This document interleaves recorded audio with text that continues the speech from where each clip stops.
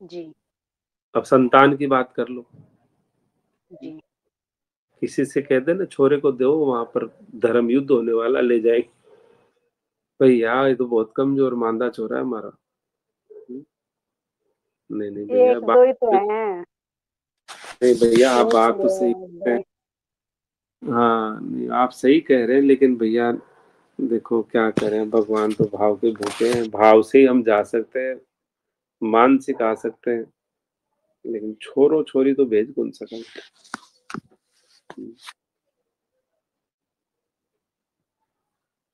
ये कहते हैं आज यदि कि आज की डेट में ही उनको अरबपति करोड़पति बना रहे हैं, छोरा दे दो एक हमें। बोले नहीं, मैं तो कंगाल ही जी लाला, गरीब ही रह लाला। मन तो कोई करो अरबपति कौन बनना, बस छोरो माँ की छाती के चिपड़ो रहे। तो पता है, इसलिए इस वादे के साथ छोरा छोरी लेते हैं कि इसको गृहस्थी बना करके भेजेंगे। देखो, जब श्री विश्वामित्र जी अयोध्या पहुंचते हैं महाराजा श्री दशरथ जी के पास, तो श्री रामभद्र को लेने के लिए कहते हैं कि मुझे श्री रामभद्र चाहिए। तो महाराजा दशरथ कहते हैं आप सारी सेना ले जाओ, सब ले जाओ, बाकी पुत्रों को भी ले जाओ, लेकिन राम को छोड़ जाओ। तो वो मानते नहीं, मतलब इस तरह से फंस गई बात। तब श्री वशिष्ठ मुनि आकर के संकेत करते हैं, एक भेजो, दो होके आएंगे। तब सहस राजी हो जाते हैं प्रसन्नता से। तो कहने जी। का मतलब है, पालनार तो ये कहता है आप अपनी संतान को भेजो, उसको परम प्रवीण पारंगत बना करके देंगे, और वो ताउम्र आप ही का रहेगा। ऐसे नहीं कि वो बाबा जी बन गए और भाग गए, और ना ना ना ना, सदा सर्वदा आपका रहेगा, मरने के बाद भी और जीते जी भी। तो हमें पता है, क्योंकि आप लेने वाले हो, देने वाले कोई नहीं। तो जब जिसकी लेने की मानसिकता है, तो हम कहते हैं भाई देंगे ही, बिल्कुल देंगे, और आप जो चाहते हो वो ही देंगे। सब चाहते हैं कि बच्चे भाई हमारी बात माने, सब चाहते हैं बच्चे संस्कारवान बने, सब चाहते माँ का बट्टा बट्टी करिए, थोड़ा बहुत शारीरिक भी ठीक है। तो जो जो आप चाहते हो वो सारी चीज देंगे, और निश्चिंत और निष्फिक्र होकर घूमो फिरो, मौज मस्ती करो, सब कुछ करो, चिंता खत्म 30 वर्ष तक की। और 30 वर्ष बाद थाने चिंता करवाई जरूरत को नहीं, टाबर चिंता कर सी। तो बताओ संतान कहाँ ली गई आपसे। जी। सप्ताह में 3 घंटा जो पालनहार पुकार में समय बच्चे दे रहे हैं, उसके बाद जब इतना इम्प्रूवमेंट बच्चों में दिखाई देने लगा है, तो जो मूल पाठ्यक्रम है, उस जो सामान्य पाठ्यक्रम है, उसका भी अनुभव हमने तो देखा है, सुना है। तो वो अनुभव इतने अच्छे हैं, तो फिर मूल पाठ्यक्रम के तो फिर कहना ही क्या।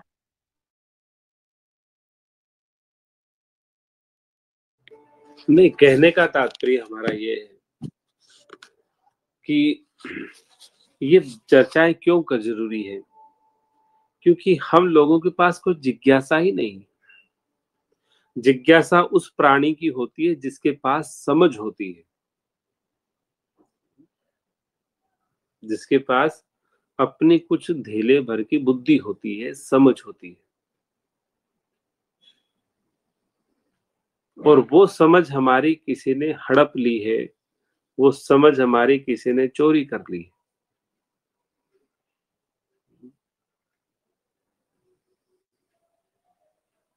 देखिए महाराज जी की कितनी बड़ी पीड़ा है ये। महाराज जी तो कभी ऐसे ज्यादा बोलते नहीं इन चीजों के बारे में विशेष, लेकिन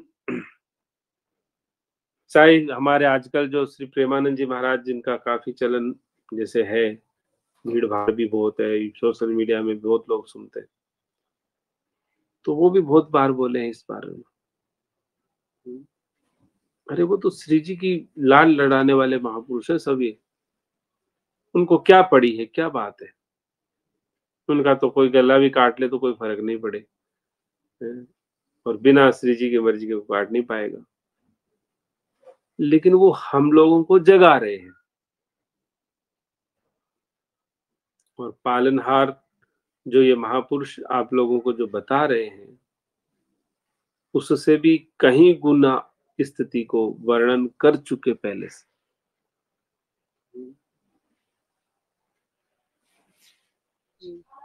इतना भयानक दृश्य इन्हीं आंखों को देखने को मिलेगा जिसकी आप कल्पना तक नहीं कर सकते।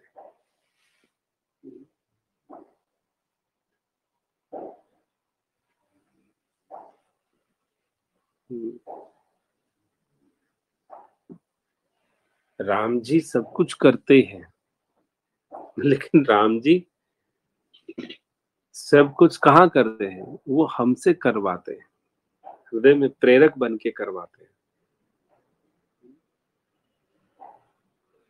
हृदय में प्रेरक बन के कराते हैं। जब प्रत्यक्ष अवतार लेकर के भी श्री अर्जुन जी पांडवों के सारे कार्य उन्होंने कुछ नहीं की, उनको प्रेरणा देते रहे, ऐसे करो ऐसे करो ऐसे करो। किया क्या?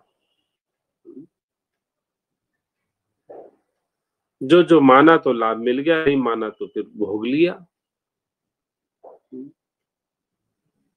जहां जहां नहीं माना वो भोग लिया उन्होंने, पीड़ा कष्ट दुख तकलीफ। जी। तो यदि इंसान स्वयं भोग रहा है, उसमें उसको तकलीफ होती है, और जो मन से जुड़े हुए हैं उनको सामने वालों को भी देख के वही तकलीफ होगी, चाहे वो स्वयं पीड़ा में नहीं है, तो फिर दोनों में क्या फर्क रहा? क्या हुआ? जी भैया, यदि मेरे ऊपर कोई कष्ट आ रहा है, पीड़ा आ रही है, तो मैं दुखी हूँ, और मैं मंच से जुड़ी हुई हूँ, इसलिए मान लीजिए वो पीड़ा मेरे ऊपर नहीं आएगी, पर सामने वाले पर वो पीड़ा आ रही है, उससे भी मन को तकलीफ हो रही है, तो फिर दोनों में क्या फर्क हुआ? तकलीफ तो दोनों में मेरे को ही हो रही है। हाँ, जब हम किसी की पीड़ा का हरण करते हैं या किसी की पीड़ा से व्यथा से व्यथित हो जाते हैं, तो हमारी अपनी पीड़ाएं हमें व्यतीत करने का सामर्थ्य खो देती है। जैसे आप किसी की छुरी मान लो लग गई, हल्की सी कट लग गया, आप दुखी हो गए, तो आपको तलवार का घाव भी दुखी नहीं कर पाएगा।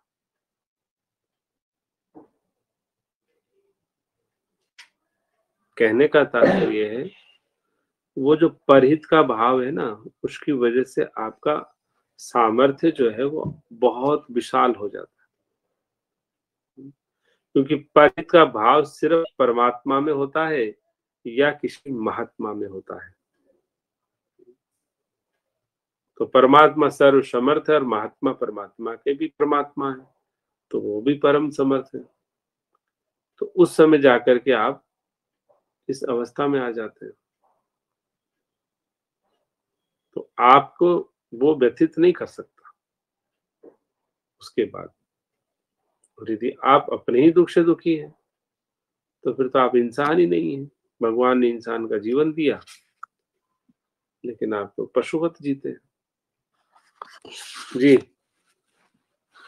जी भैया।